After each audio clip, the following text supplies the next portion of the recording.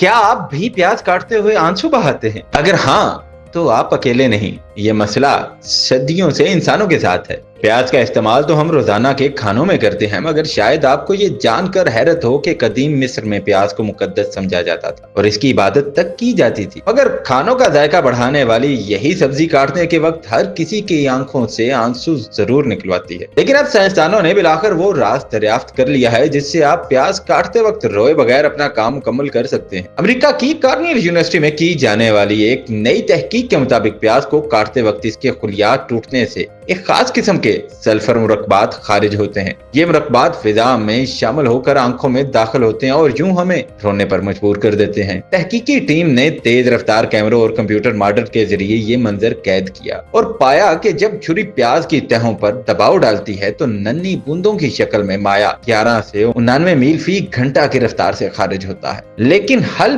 बहुत सादा है। अगर आप तेज धार छुरी इस्तेमाल करें और प्याज को नरमी से काटें तो वो केमिकल आपकी आंखों तक नहीं पहुंचेंगे। और एक और मुअस्सर टिप, प्याज को काटने से पहले इस पर हल्की सी तेल की कोटिंग कर लें। इससे अश्कावर मुरक्बात की फिजा में मिकदार मजीद कम हो जाती है। तहकीक के मुताबिक प्याज को काटने का तरीका ही तय करता है कि आपके आंसू बहेंगे या नहीं। यानी अगली बार जब आप किचन में प्याज काटें, छुरी को तेज करें, हाथ को नर्म रखें और आंसुओं को खुदा हाफिज कहें।